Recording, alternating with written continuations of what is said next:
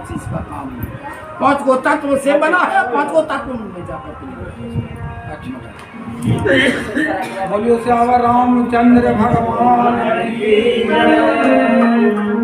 मैंने आज बताने जा रहा हूँ कि राम से बड़ा राम का नाम, राम से बड़ा राम के नाम क्यों है, कैसे है, इसको हम लोग जाने। शक्ति क्या है, शक्ति किस नाम में है और भक्ति किस में है, भक्ति किस नाम में है, इसके बारे में मैं बताने जा रहा हूँ। ध्यान से सुने। एक बार है जो श्री रामचंद्र जी जब लंका पर विजय प्राप्त करके अयोध्या लौटे थे, उसके बाद एक अश्वमेध यज्ञ हो रहा था और उस अश्वमेध यज्ञ में सभी लोगों को बुलाया गया था। देवी देवता ब्राह्मण जितने भी ऋषि मुनिगण थे और सभी लोग वहाँ पधारे थे अयोध्या में। उनके उस अनुसार जो है वहाँ पर सभी लोग विराजमान थे। उसी समय वहाँ पर नारद जी मुनि पहुँचे और नारद मुनि कुछ ऐसा चाल चले जिससे कि भगवान के नाम के बारे में लोग जाने कि नाम है क्या, महामंत्र है क्या, क्या कहता है ओ भक्ति है क्या।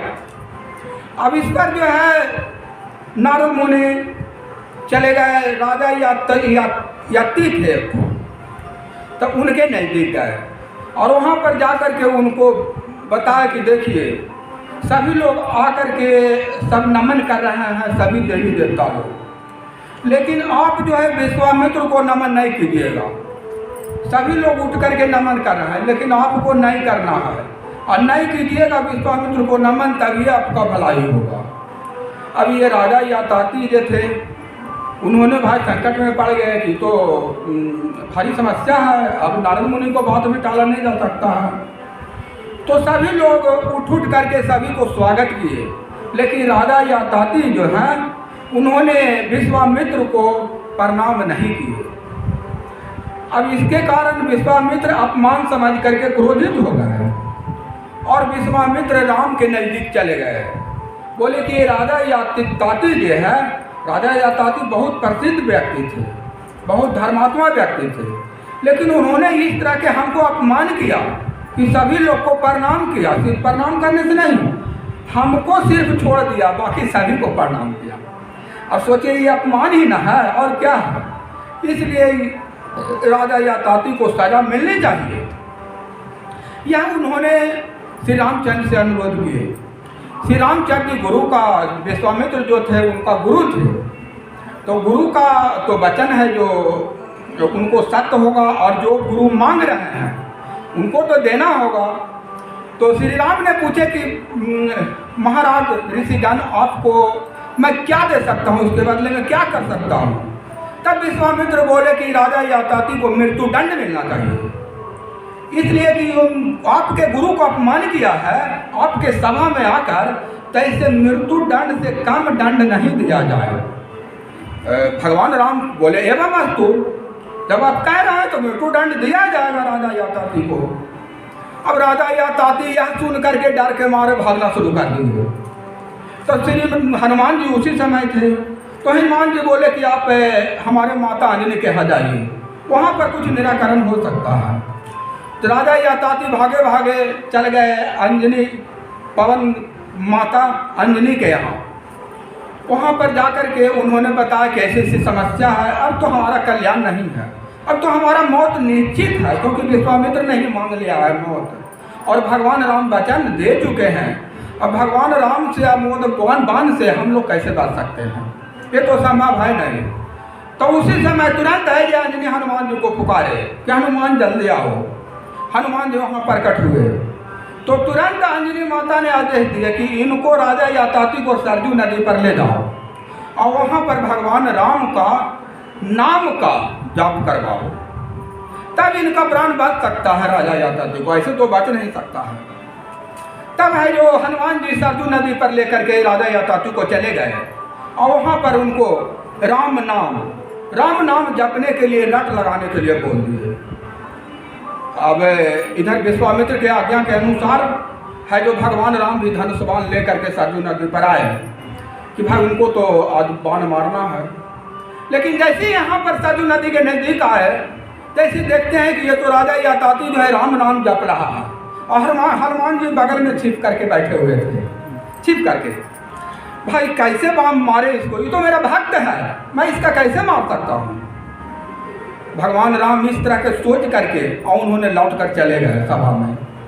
जब वहाँ गए तो वहाँ फिर वही बात को दोहराया गया। विश्वामित्र भी दोहराए कि ऐसे कैसे हो सकता है, चाहे गुरु का वचन जो दिया हुआ उसको वचन पूरा करो और नहीं तो फिर तो जो होना रहेगा वो होगा ही।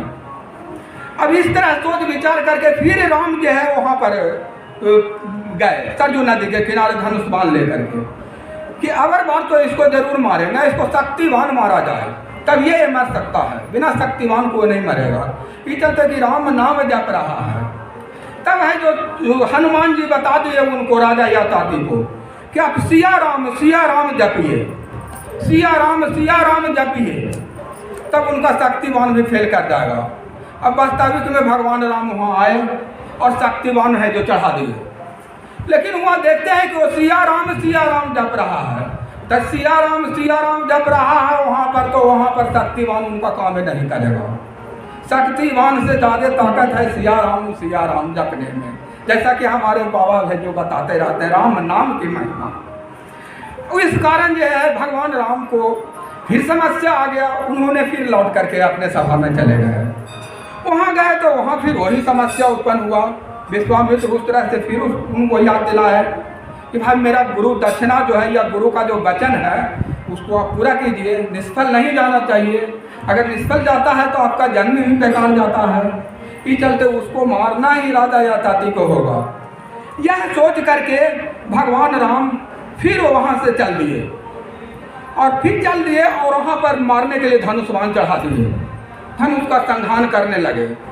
लेकिन उधर राजा याताती जो है जय सिया राम जय जय हनुमान, जय सिया राम जय जय हनुमान। अब यहाँ पर शक्ति कहने का मतलब जय सिया राम और जय जय हनुमान, माने जय जय हनुमान में भक्ति, माने शक्ति को भी भज रहे हैं राजा याताती और भक्ति को भी भज रहे हैं। जय हनुमान भक्ति है, हनुमान से बड़ा भक्त राम को कोई हुआ नहीं, तो वो भक्ति वहाँ पर है। तो शक्ति और भक्ति दोनों है, तो वहाँ पर भगवान राम का बाण कैसे काम कर सकता है।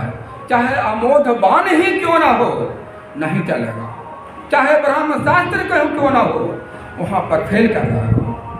अब इसे देख करके भगवान राम संहार तो बाण के किए, लेकिन अब इस तरह से शक्ति और भक्ति दोनों का जाप करते हुए देख कर इनको मूर्छा आ गई, इन्होंने पृथ्वी पर गिर पड़ा। अब हम क्या कर सकते हैं, जब शक्ति और भक्ति इस तरह से जब जप रहा है तो इसको मारा ही नहीं जा सकता।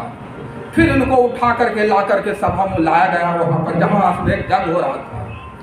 तब वहाँ पर सबसे पहले गुरु बचपन का गुरु वशिष्ठ जी थे भगवान राम का, और दूसरा गुरु विश्वामित्र थे जो कि ज्ञान दिए थे उनको। तो गुरु वशिष्ठ जी विश्वामित्र के नजदीक गए और बताए कि एक क्या आप कर रहे हैं, इसमें भगवान को भी मौत हो सकता है, राम को भी यहाँ कुछ हो सकता है। एक तो अचेत पड़ गए हैं।